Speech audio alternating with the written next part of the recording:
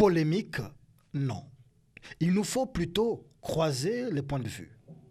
Edmond Bassimas, catholique convaincu, et Youssouf Bokola, missionnaire de la communauté islamique Ahmadiyya. Notre saint prophète Mohammed sallallahu alayhi wa sallam, il ne nous avait pas enseigné de fêter un jour pour visiter le cimetière. À l'islam, il est autorisé pour un musulman de ne pas faire un choix d'un jour, mais plutôt de visiter régulièrement les cimetières avec quel objectif de prier pour les morts. Ça, c'est autorisé dans l'islam. D'autant plus que notre Dieu, Allah subhanahu wa ta'ala, il dit que lorsque nous visitons les morts, lorsque nous prions pour eux, Dieu enseigne aux morts que grâce à une prière d'un enfant, qu'aujourd'hui il y a quelqu'un qui est venu prier pour vous et Dieu va donner aussi des récompenses. En ce moment-là, nous sommes en train de réaliser l'objectif qu'avait donné le prophète sallallahu alayhi wa sallam. Et la deuxième des choses, pourquoi les musulmans doivent-ils visiter les cimetières, c'est aussi pour regarder l'importance de notre vie. En fait, aujourd'hui, si nous visitons les cimetières, nous les musulmans, l'objectif c'est de pouvoir regarder que oui, ces gens étaient vivants, mais aujourd'hui, ils ont laissé la vie, ils sont morts. Ça va nous donner de la crainte de Dieu, afin que nous puissions bien utiliser le temps que Dieu nous donne dans ce monde. Donc c'est cela l'objectif de visiter les cimetières dans l'islam. Il est strictement interdit pour un musulman de visiter les cimetières dans un jour bien défini. Il est demandé plutôt aux musulmans de visiter régulièrement les cimetières et surtout de mettre de la propreté dans les cimetières. Pas d'amalgame. Le premier, c'est une fête dans laquelle nous célébrons dans une même fête tous ceux qui ont, n'est-ce pas, trouvé félicité auprès de Dieu. Il n'est pas interdit de se rendre le 1er novembre au cimetière. Si, c'est vrai qu'on ne peut plus rattraper cela, mais parce que les habitudes ont la peau dure, dès que les gens ont déjà commencé à se rendre au cimetière le 1er novembre, bon, on va pas leur interdire, mais sinon, le 1er novembre, c'est à l'église, on vient rendre grâce au Seigneur pour le don de la sainteté. Le pas sûr. Le président de l'école africaine des initiations spirituelles vient à notre rencontre. Ce grand voisin, ou si vous le voulez, ce riverain des cimetières d'Itatolo, on l'appelle Maître Futur Sacré-Cœur Waka. Vous vous sentez bien assis sur cette tombe? Ouais. Ce qu'ils étaient, nous y serons demain. Ils étaient comme nous et nous serons comme eux. En ce moment, ils sont où? Nous sommes le 1er novembre. En ce moment, ils sont où? Non, j'ai vu certains en train de boire là-bas. J'ai vu certains en train de manger. Le plus gros et grand des problèmes, on les avait finis hier soir. Donc tout ce que vous venez ici, nous on a déjà fini ce qu'on pouvait faire. Et surtout, il a un message pour ceux qui fréquentent les cimetières le 1er novembre. Le 1er novembre, en réalité, c'est une journée qui ne vous concerne pas. C'est une journée qui nous concerne, c'est un nouvel an. C'est un nouvel an que nous fêtons, comme vous fêtez le 1er janvier. Et le 31 décembre de notre année, c'était hier. Et à quoi ça consiste généralement? Ça consiste à faire progresser les morts. Docteur Bosco Ben Youssef, dans son fief, cimetière de Latiémé, guide spirituel du nouvel ordre des animistes, il balaie du revers de la main les allégations de Maître Waka qui, pourtant, sort de la même école initiatique que lui. Dans chaque famille, il y a certaines potentialités. Il y a certaines potentialités dans chaque famille. Venez déposer les fleurs pendant que vous avez perdu un parent ou à un moment propice tel que celui-ci. Ce n'est pas un jeu à bien voir. Pour ceux qui ont négligé, vraiment c'est regrettable. Ben Youssef qui tient mordicus sur le dialogue avec les morts, l'abbé Bassimas, le catholique, et Maître Waka qui nous dit que le dialogue avec les morts est du ressort strict des maîtres spirituels Peuvent-ils nous expliquer à quoi servent les gerbes de fleurs, les bougies et le vin le 1er novembre? La bougie, le plus simplement posé, cela c'est peut-être un symbole transversal, il est universel. La bougie qui a la flamme c'est la vie. Et la bougie en même temps symbolise cette flamme et cette lumière qui dissipe les ténèbres. Le Christ est venu dans le monde comme la lumière dans les ténèbres. Et donc là où il y a la lumière, il n'y a pas de ténèbres, c'est la définition la plus simple. Et alors à ce moment-là, nous, qui allumons les bougies, symbolisant à la fois notre espérance en la vie, symbolisant à la fois notre espérance à ce que ceux qui sont partis soient entrés dans la lumière de la félicité éternelle. Donc la bougie, c'est cela. Et maintenant, les fleurs, en un mot, les fleurs nous viennent d'ailleurs. Vous donnez une fleur à une femme africaine, il peut vous regarder de travers. Mais dans les cultures occidentales, la fleur est, on pourrait dire, un véhicule d'amour, de sentiments, voilà. Et donc, lorsque nous déposons les fleurs par cette culture d'emprunt, nous symbolisons, nous aussi, que nous aimons ceux qui sont partis. Les bougies, les fleurs, ce sont des accessoires qui n'ont rien à voir avec le mort. Tout ce que vous faites ici, le mort ne sent pas là. Même le vin rouge, rien. Le mort n'a rien à voir. Il y a des fleurs dont les morts ont besoin. Pas de fleurs, pas de fleurs artificielles. C'est même pas ça. Les Mboshi ont appelé ça par langai, il est langai. Hein? Langui, langou, langa, langa, oui, il est langa, un truc comme ça là. Voilà, nous on appelle ça langa, dans le Ndjobi. On utilise ces verres blancs, c'est comme les... C'est comme voilà, ce sont des fleurs auxquelles les morts ont besoin. Les fleurs font partie de la nourriture des esprits représentés par la chèvre ou le bouc. Mais ça, ce ne sont pas des vraies fleurs aussi, c'est du plastique, ce n'est pas des fleurs naturelles. Ce ne sont pas des fleurs naturelles. Ok, constatons une chose.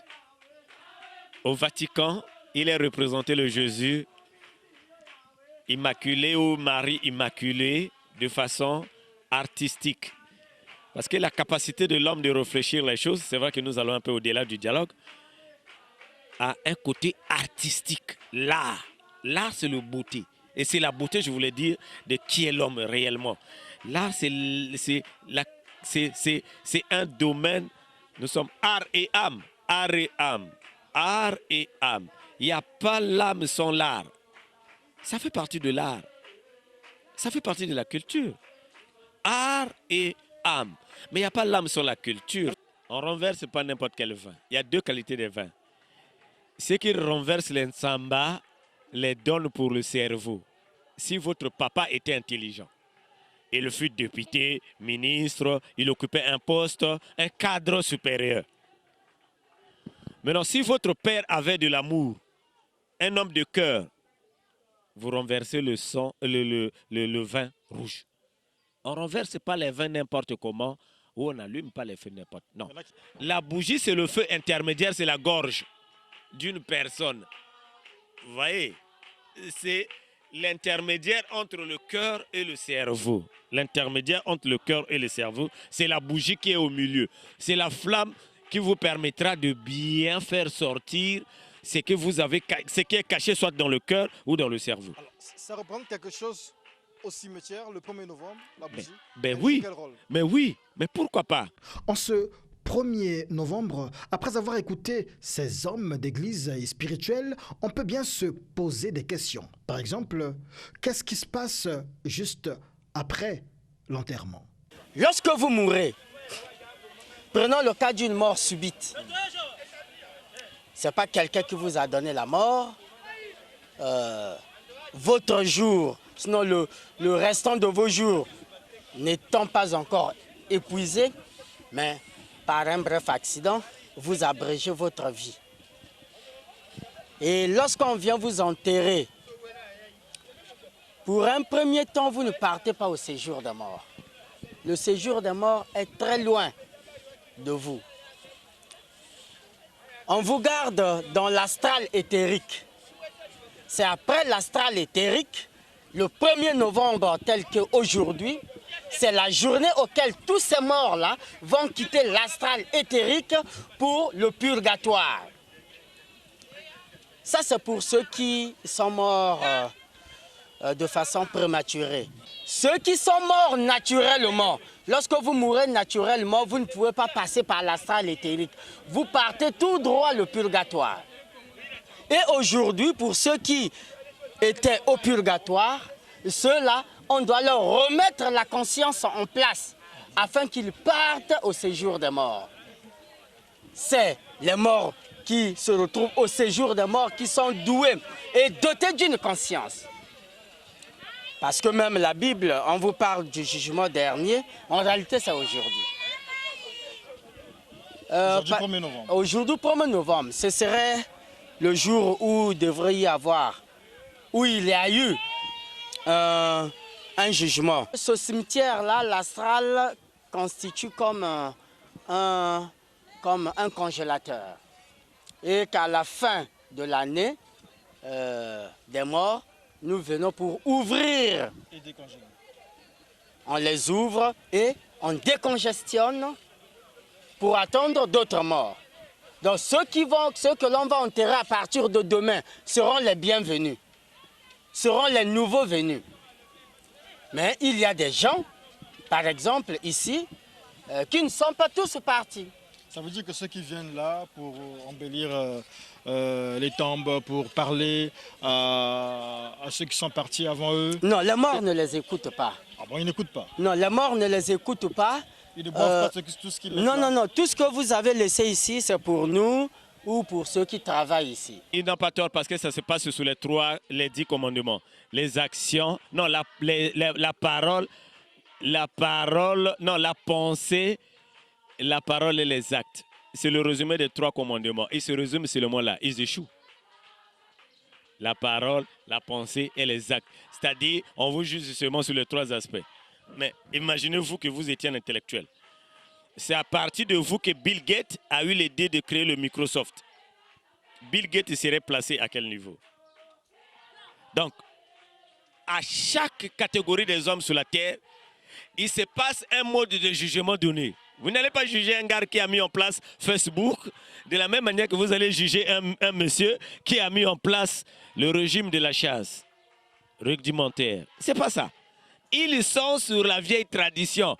Mais le nouvel ordre animiste a dépassé ça. Ils veulent tout simplement dire, bon, écoutez, le 1er novembre, c'est comme la nouvelle an de l'existence.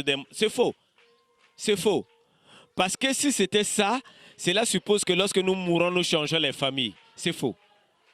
C'est faux. Nous ne changeons pas nos familles. Lorsque nous mourons, nous revenons dans nos familles. On n'est pas mieux reçu, on n'est pas mieux traité que chez soi-même. Lorsqu'on nous enterre, il y a 6 jours qui passent. Il y a 6 jours. Maintenant, le 7e jour, nous rentrons dans ce qu'on appelle par le cercle des morts. Maître Waka, selon lui, la veille du 1er novembre, tous les maîtres spirituels se réunissent au cimetière pour des rituels. Docteur Ben Youssef sourit et dit que ça ne se passe jamais comme ça. Lorsque vous parlez, vous dites toujours on va prendre l'âme, on va l'amener là-bas. En fait, le on là, c'est qui? C'est nous les maîtres. Alors, les maîtres. C'est nous qui gérons les morts. Alors, vous gérez les morts, mais il y a une organisation, c'est l'entité, oui, l'entité suprême, l'entité supérieure, c'est qui en fait? Vous dépendez de qui? Non, Qui organise tout ça? le maître, il n'y a pas d'entité. Le maître ne peut pas dépendre d'une entité. C'est-à-dire là où on est rentré, là, il y a un portail. Et ce portail-là est géré par les Sanaïdrins. Les Sanaïdrins sont des gens qui sont... c'est des entités qui gèrent les cimetières. C'est les entités qui gèrent les cimetières et ils sont patronnés par Métatron. Maintenant, quand nous arrivons, quand quelqu'un décède, ce n'est pas à ces esprits-là de venir recueillir l'âme de la personne ou bien de la manipuler, non.